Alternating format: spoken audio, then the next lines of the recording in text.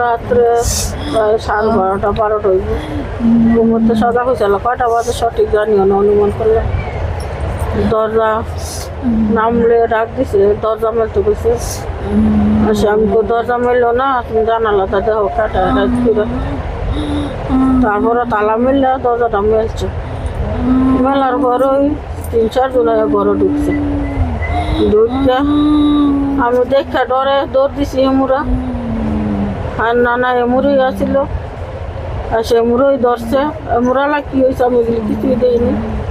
আমার হেমুরা অনেক মারধর করছে, হাত পা বাঁধছে, পিঠের উপরটা শরীরটা বইয়া রয়েছে, গলা বান্ধা দিছে, মুখ বান্ধা দিছে, চোখ বান্ধা দিছে, অনেক অত্যাচার করছে। অত্যাচারের পরে 2-3 ঘন্টা এই মাইরি মারছে, বালির চাপাটা দিছে, বালির চাপাটা দিয়ে বয়ে রয়েছে। সে কোনোরকম রয়েছে ঠিকঠাক। ইয়ার পরে চাবি বিশ্রায় পায় না শিল্পীকে, সে ফের চায় নামাইছে। নামাইয়া চাবি দিয়ে গলাটার মধ্যে দাওটা ধরছে, নাই তোর গলাটা বালাইছে। সে চাবি দিছি, সে মেলিয়া লইয়া মুইয়া হাত পাগুলি বাঁধছে। ফিরে আবার মুখ বান্ধা, হাত পা বান্ধা, চোখ বান্ধা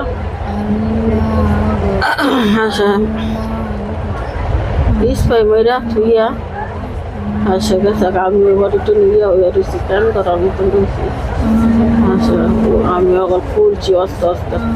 যাওয়ার পরে ফুললা মুড়াইয়া দেখি বেডশিট দিয়ে পুরা থুয়া গেছে। বেডশিট সরাইয়া বান বন দিয়া গলা মলা হাত পাওয়া কর বান, কিছু খুলছি কিছু খুলি নেই। ডাক লইছি এখন দরজা মিলে। আর আইসে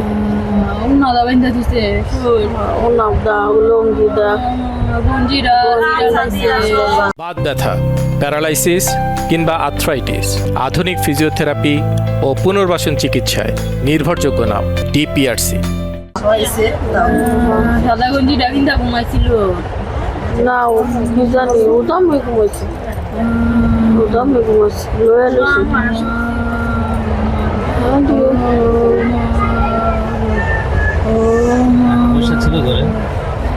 টাকা পয়সা আছিল, স্বর্ণগয়না আছিল। টাকা পয়সা বেশি আসছিল না। এই জিনিস আমার গলার কানের জিনিস মেনগুলো আবার নিচে টাকা পয়সা 50-60 হাজার টাকা আসছিল। ওইটা নিচে আমার ভাইয়ের গলার মধ্যে গলাটা দেখিনি। আমার ভাইয়ের হাত 2টা বাইন্দা দিচ্ছে, আমার ভাইয়ের ভাও 2টা এমনি বাইন্দা দিচ্ছে। বাইর বউ আমারে 2টা না, বাইর বউর গলার দিকে তাই দেখি বাইর বউর গলার মধ্যে ভাবছি এটি ছুটাইছে। আর ভাই আমরা কিছু দেখি নাই কেন, মানে আমার বাইরে কেউ ধরে না। বলতে আইছে তালাটা আমার বাইর বউ খুলে দিল। এইটা না বলে আমার বাইরে বলে ডাক দিতে কাটায়, বাইক ডাক দিতে নজর ভাই দরজাটা খুলে। আমার ভাই বলে দরজা খুলে দিতে, আমার ভাইয়ের বউতে দুর্মূল্যা। আমার মরণ করে দেন, আমার নজর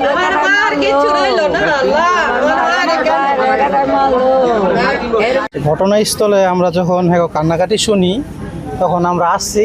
আসার পরে দেখি যে উনি খাটের ভিতরে উনি ফালায় রাখছে। ফালায় রেখে পরে দেখতেছি যে উনি আর এমন অবস্থা হয়েছে যে উনি যে বাইচে আছে কিনা মরে গেছে ওইটা আমরা বলতে পারতেছি না। তখন আশেপাশের মানুষ সবাই কান্নাকাটি করে সবাই আইসা আমরা যতটুকু সহযোগিতা করার দরকার ততটুকু সহযোগিতা করে আমরা উনি হসপিটালে পাঠাইছি।